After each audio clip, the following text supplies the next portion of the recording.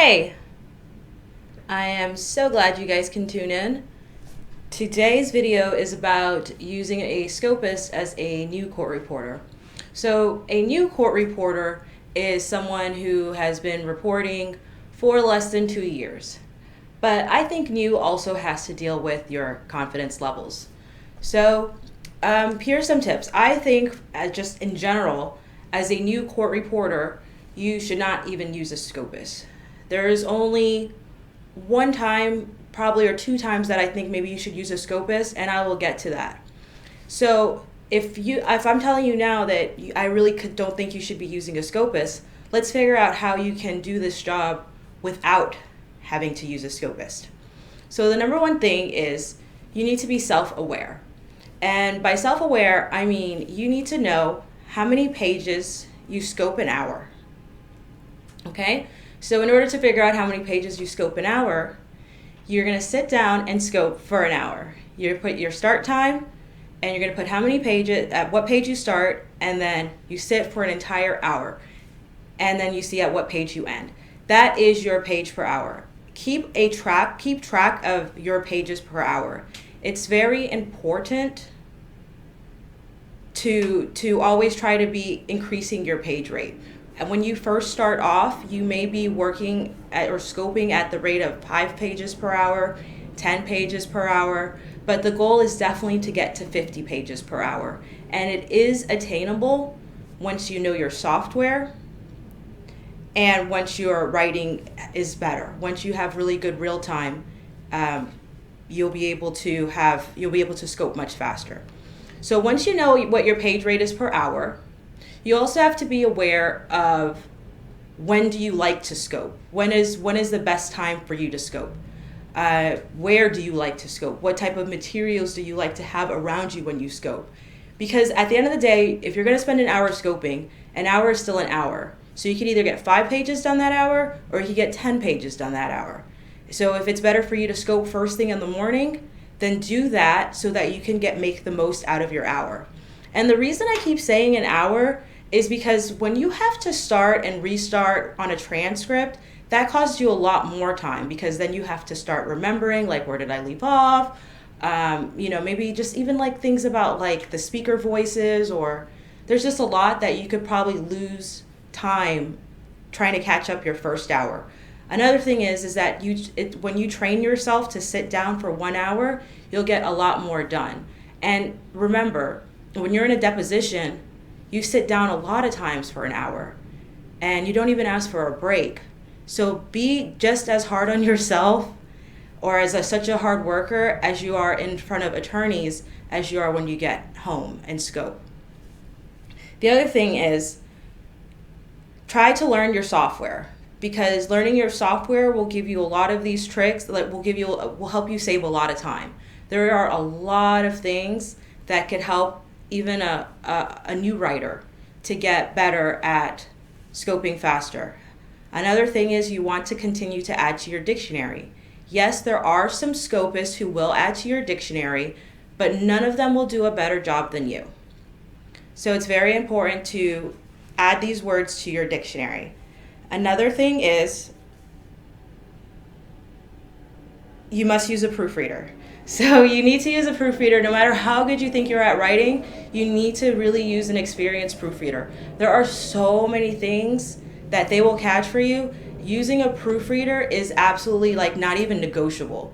You need a proofreader. Proofreaders are anywhere from 25 cents to 45 cents a page. If it's an expedite, it might be 75 cents a page. But I'm telling you, it's worth it, because having a transcript that has not been proofread could really cost you your reputation. It could cost you the agency that you work with, and it can definitely cost you your respect with the lawyers that you worked with. Another thing is that you have to know how many pages you have. So every day when you finish work, to finish the job, you should have an estimated, if it's ordered, you should have an estimated page count. Okay, so let's say you finished your job today and you have no backlog, meaning all the transcripts that have been ordered have already been turned in, and now you have 50 pages. Let's say you scope 10 pages an hour. That means you need at least 5 hours to finish this transcript. 50 pages is something that will get done in probably 2 hours. A 2-hour depo it will be about 50 pages, could be a little bit more. So you could be probably in a depo for an hour and a half and have 50 pages. If you know that then that takes you 5 hours, you have to schedule your time accordingly. This is the number one way you will never have to use a Scopist. You have to know what you have, you need to know your page rate, and you need to know how do you maximize your page rate. So since you have those 5 hours that you need to scope, now you can go home and you put aside that time so that you can scope. Remember, people have jobs where they work from 9 to 5. So if you were in a depo from 10 to 12, and now you have 5 hours worth of scoping, like, you really should just go ahead and go home and scope. Just because you're freelance doesn't mean like, hey, let me just go to the spa at 1 o'clock, okay? Because you won't be freelance for much longer if you can't get your pages in on time. So now this brings me to the next point of when to actually use a Scopist as a new court reporter. You can use a Scopist when, one, you're out of town, you're on vacation, okay? You just can't work on it. Number 2 is when you do have a backlog because let's say 2 or 3 jobs ordered and you were just, all of them just came in at once. Like you got 300 pages that just came in basically overnight. Yes, that's a good time to use a Scopist. 3 is when something is absolutely time sensitive and you just think you might not make it. You really should do it yourself.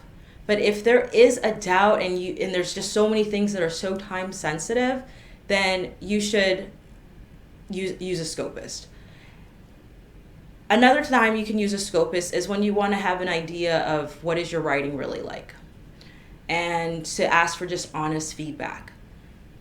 And you can look for Scopist on Facebook. They have a lot of Scopist groups. They also have CSR Nation. And I will make another video about how to really find a quality Scopist. But I really believe that you will make more money and become a better writer by not using a Scopist at all. I know there's things floating around about the cost per Scopist and, oh, well, I need my time to do this and I'm paying a Scopist that and this and that. But in reality, when you start to scope your own work, you become such a better writer. It's different when you know like someone's gonna clean up after you. You know what I mean? Like even in your own home. If you know you have a cleaning person, then you might be a little bit more messy. But when you know you have to clean yourself and you have guests coming over tomorrow, you just do such a better job. So I really think that if you want to become a stronger writer, you won't need a Scopist. And the other thing is, once you start to analyze your own writing, you will get better and you will see, because you will be able to see, man, I keep on messing up with whatever, this prefix, or I really need to practice more because my speed isn't there. And those are certain things that you won't even notice if you send to a Scopist. You might be thinking, oh, I'm doing all right, or whatever. And which brings us back to the self-awareness part. If you see that now you've been scoping pretty regularly 15 pages an hour, and now this month it's dropped down to 7, that's the biggest clue right there that you need to practice. And you just would never know that if you had a Scopist. So those are my tips or recommendations on when to use a Scopist and how to not need a Scopist. And the best way to become a better writer is to always practice, even if it's just 5 or 10 minutes a day, and to scope your own work. And if you have any questions, feel free to send me messages or leave comments, and I will be doing another video in about an hour-ish or so. See you then.